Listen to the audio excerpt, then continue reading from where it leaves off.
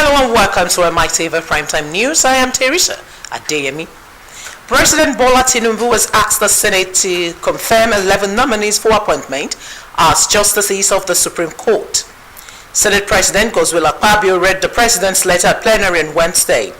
The Senate Committee on Judiciary and Legal Matters has therefore commenced screening for the 11 nominees recommended by the National Judicial Council. Among the nominees are Justice Haruna Samani, representing Northeast, Honorable Justice Jumai Anatu Sanki, OFR Honorable Justice Chidiebere Nwama Uwa, Honorable Justice Chioma Egondu Nwosu Iheme, Honorable Justice Mo Aseimo A. Adumain, Honorable Justice Obande Festus Ogunya, Honorable Justice Stephen Jonah Ade, Honorable Justice Abib Adewale O. Abiru, Honorable Justice Jamilu Yamana Tuku, Honorable Justice Abubakar Sadiq Umar, and Honorable Justice Mohammed Baba Idris. When confirmed, the IPIS court will have the full complement of 21 justices as envisaged by the Constitution. Vice President Kashim Shettima said the federal government will not shift ground in its determination to protect businesses in Nigeria. The Vice President stated this on Wednesday while commissioning the corporate headquarters of the Small and Medium Enterprise Development Agency of Nigeria in Abuja. Shettima emphasized on the importance of enterprises as not only the very bedrock of a society but also a reflection of government direction. The Minister of Industry, Trade and Investment, Dr. Uzoka Anite, said the completion and commissioning of the new Smith and Complex is a clear demonstration of the commitment of the Tinubu administration to the development of the MSME space. That they are ready to transform concepts into tangible actions. This initiative renews hope for a critical segment of our entrepreneurial community and highlights our sensitivity to the economic clock of the nation. Distinguished ladies and gentlemen, the inauguration of the National MSME Council a mere 10 days ago was just the outset, setting the stage for what lies ahead. Notably, our partnership with the Bank of Industry to unveil a 75 billion naira single-digit interest rate loan accessible to Nigerian MSMEs as of January 2024 is a pivotal strike. This initiative. The federal government on Wednesday said it has slashed public transport fares for Nigerians by 50%. This was disclosed by the Minister of Solid Minerals, Dele Alake, during a press conference on the presidential intervention in public transportation to celebrate the Yuletide season in Abuja, the nation's capital. According to Alake, the intervention will commence on Thursday, December 24th and end on January 4, 2024. He noted that President Bola Tinubu approved of the gesture in the demonstration of his love for Nigerians, adding that the move allows Nigerians who want to travel to visit their loved ones and hometowns to do so without stress and the extra burden imposed by the high cost of transport around this period. Interstate travel to any part of the country, Abuja, Lagos, Kano, Kaduna, Enugu, Port Harcourt, Owerri, all the major centers, to their respective states, will be able to do so at half the cost.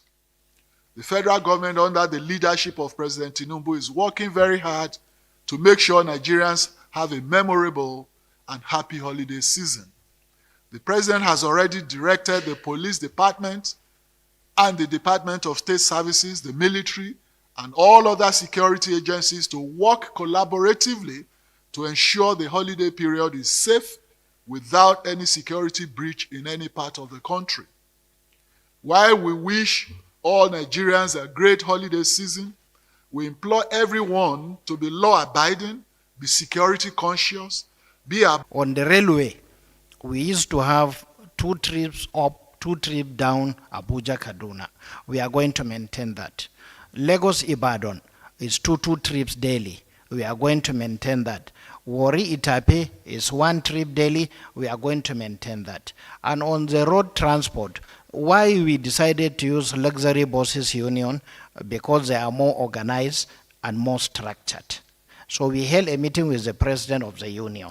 They gave us an idea of how much fare they used to charge on a normal day. This is part of the measures that President Bola Ahmed Tinubu intends to be doing. It's not a one-off thing. And even though it is targeted at Christmas, the President will continue to review situations, especially national holidays like this, and see what kind of interventions can come going forward. Thank you very much. The Turkish government has expressed its readiness to partner the Nigerian Ministry of Humanitarian Affairs and Poverty Alleviation in the areas of social protection and emergency responses. Turkish ambassador to Nigeria, Hidayet Barekata, made this known during a courtesy call on the Minister for Humanitarian Affairs and Poverty Alleviation, Dr. Betta Edu, in her office in Abuja. Describing Nigeria as a rising star in Africa, Barekata said it was important that this country and Nigeria collaborate on humanitarian crisis management, emergency response effort, and poverty eradication infrastructures. Special advisor on media and publicity to Minister Rashid Olarewaju Zubai said while responding, the Minister for Humanitarian Affairs and Poverty Alleviation, Dr. Betta Edu, expressed delight at Turkish government willingness to partner a ministry on social protection, humanitarian and emergency response strategies, saying both countries would benefit immensely from the synergy. The field of your ministry and our country, we want to have, two agreements to be signed. One on the development area, and the other one's the humanitarian disaster area between Turkish Disaster Management Authority and NEMA of Nigeria. And it will give the opportunity to, especially in the areas of floods or natural disasters, it will have the opportunity to work together. And in the field of the development cooperation, we will have the kind of sustainable development projects that we can help Nigeria as well. The Turkish Development Corporation, which would help partner with the Ministry of Humanitarian Affairs and Poverty Alleviation to see how they can invest in the alternate out-of-school children, build support education, promote health protection, social protection in the country. They would also support that. We would very early in January, after all the documentations have been completed, sign an agreement with the Turkish government early in January on the development cooperation and, of course, disaster management. Employment and productivity. Simon Lalong has been sworn in as the senator representing Plateau South Senatorial District. Lalong on Tuesday officially tendered his resignation to President Bola Tinubu. It was sworn in on Wednesday by the Senate Clerk Chinedu Akubeze at the commencement of plenary presided over by Senate President Godswill Akpabio. Accompanied by the National Chairman of the All Progressive Congress APC, Lalong took the oath of office and allegiance. In a similar development, President of the Senate Godswill Akpabio has declared 2 senatorial district seats vacant following resignations of Senators David Umweze Umahi and Ibrahim Gaidam. The appointment of Minister of Works David Umahi and Minister of Police Affairs Ibrahim Gaidam in August had rendered the 2 senatorial zones without senators. Akpabio's declaration is in accordance with Section 68, subsection 1D, following the assumption of office as ministers of the government of the Federation. The declaration would enable the Independent National Electoral Commission (INEC) to conduct election into Yobe East Senatorial District and Ebonyi South Senatorial vacant seats. Declaration of vacancies in the seats. Declaration of vacancies in the seats of Ebonyi South Senatorial District and Yobe East Senatorial District. I hereby declare the seats of Ebonyi South Senatorial District of Ebonyi State and that of Yobe East Senatorial District of Yobe State vacant. This declaration is in accordance with Section 68, subsection 1D of the Constitution of the Federal Republic of Nigeria 1999. Lagos State Governor Babajide Sanwo-Olu has restated the commitment of his administration to scale up funding to build capacity of artisans and tradesmen in the state. Speaking at the 14th Tradesmen and Artisans Day with the theme, Collaboration and Networking, the path to artisan growth and development, Governor Sanwo-Olu said that the event is designed to showcase the huge potential in the sector as he acknowledged artisans as key contributors to economic growth, employment generation, and wealth creation. The governor, represented by the Commissioner for Establishment and Training, Afolabi Anyotayo, explained that his administration has activated a series of empowerment programs to adequately prepare artisans in the state to think global and provide local solutions. The Commissioner for Wealth Creation and Employment, Akinyemi Ajigbotafe, said the team's agenda of Governor Sanwo-Olu is a step forward improving economic situation of the state and enhance individuals' capacity. The President, Lagos State Council of Tradesmen and Artisans, Nuruddin Buhari, applauded the governor for supporting the association to activate programs that has enhanced capacity of the groups that will form part of growing the state economy. Aim of our theme's agenda, which is making Lagos a 21st century economy. In recognition of your role as key players in the informal sector, we have been consistently developing innovative solutions that will address challenges that we face. Our policies will create the enabling environment you need for improved productivity. The theme of this year's celebration is collaboration and networking, the path to artisanal growth and development. This is in recognition of the crucial role that collaboration and networking play in advancing the growth and development of our tradesmen and artisans. It is the key that unlocks the door to endless possibilities. It is believed that by putting together their knowledge, resources, and skills, they will amplify their strength and deliver a high-power technology-driven sector. We want to please release. We want to please to fast-track the document for the membership of the Lagos Council of Trade. Also to provide additional policies.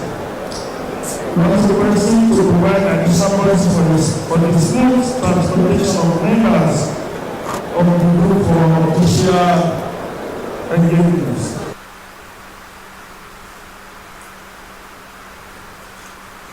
Nigeria must prioritize research and innovations in order to establish a strong internal security framework to protect the welfare of its citizens and resources.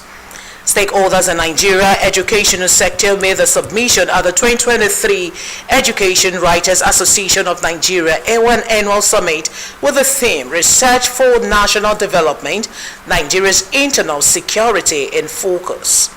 The keynote speaker of former Vice Chancellor, University of Lagos, Professor Oluwatoyin Ogundipe, explained that research offers the support data needed to strengthen security policies, thereby creating a safer, secured country which attracts economic development. Ogundipe said this entails utilizing state-of-the-art technology, implementation of evidence-based tactics, and constantly adjusting to the ever-evolving threats in the physical and cyberspace. In their goodwill messages, Vice Chancellor of University of Lagos, Professor Folashade Okunshola, Commissioner for Basic and Secondary Education, Tolani Ali Balogun, who was represented by Director Education Resource Center, Akilade Omolayo, and others opined that security is a collective responsibility and A1 is trailing the blaze with proactive discussions and solutions towards securing Nigeria internally. Earlier, A1 Chairman Mujid Ablabi said the summit is an avenue for researchers, policy makers, and academia to brainstorm on the way forward with focus on national development and internal security. There is need for us to share information.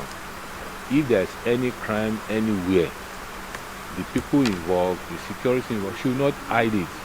They should say it out and give information about the development, what is coming up every day. Once you are giving people that information, people will have confidence in you, and at the end of the day, if they are able to arrest the situation or arrest people that are involved and give the information that we have arrested the people that are involved in this and that, people will have that confidence. We must develop the education sector. Our job is manpower, and you cannot have the right manpower, or you cannot have security without the right manpower, and that's what we do. Let us take something home and let us decide that we're going to ensure that Nigeria is secured, and in particular, Lagos State is well secured for our children to strive so that they will achieve their own full potential. That there is definitely a need for research when it comes to looking at internal security in Nigeria. The time for guesswork, the time for experimenting, I think is over. And it is important for us to be able to chart a way forward based on statistics, based on research. So my belief is that the security situation is multi-sectoral, is cross-sectoral. And with regards to the issue in Lagos, I would say that it's reflective of some of the economic challenges we have in the country, and that there's just a need to perhaps address some of the issues, the low-hanging fruits, right? Strengthening community governance opportunities, applying things like the infrastructure solutions that kind of reduce the opportunity to for crimes to occur. Nigeria does not have time for merriment at this time. We do not. We cannot afford to go on merriment because we cannot. A whole lot of people cannot go back to their villages. At this time, you will see villages, people will be running up and down, you will see people engaging themselves. But this time around, a lot of people are either in the urban centers just because insecurity is affecting all of us. And that's why we feel that it's very important that all of us must be able to tackle this by working with our researchers who may have done one or two works around it. A non-governmental organization, the Upward Africa Support Group, is called on the government at the center and the state government not to neglect the downtrodden, who constitute more than 35% of the total population. The group is in Makoko area of Lagos State with handful of clothes and other household materials sought for the government intervention to help some of the suburbs and swampy communities with both infrastructural and social amenities that can make their life better. They beckoned on the government to ensure that vocational centers where the women folks can learn basic skills are put in place so as to help them live a better lives. In this community, I can see that a lot of them are suffering, and I think our government have to really come and do something, because there are a lot of young women, teenage pregnancies. You can see some of the children, they don't go to school. There are a lot of old people looking very sick. I think our government should really come here to see what is happening. We are pleading to them also to please raise an infrastructure for us, because the teenage children here, they are being, they are somehow in a stage that when they get to their puberty stage, there are not much educational system for them, and they indulge in sexual activities that leads them to unwanted pregnancies, and even poor educational system is in our community. So we are begging the government to please assist the children in a proper way of education. And I'm thinking some of them will need like vocation, something to do, like maybe tailoring, areas where they can, if you can help them in those areas, they will use that so at the end of the day help their family. Because I think education-wise, if they can learn vocation things, like, you know, any handwork, anything, that will really help them a lot. That's what I feel. To give out some more things to the community that all lost their homes and all their properties. But the government just needs to do more. We as individuals will do our best, and then we'll leave the rest to the government. No water, no good roads, so government should help us. They should not focus on the developed area, they should come to our area to help us improve our area. And that's all from the local scene tonight. We'll go on a quick break to bring you foreign stories. Please stay with us.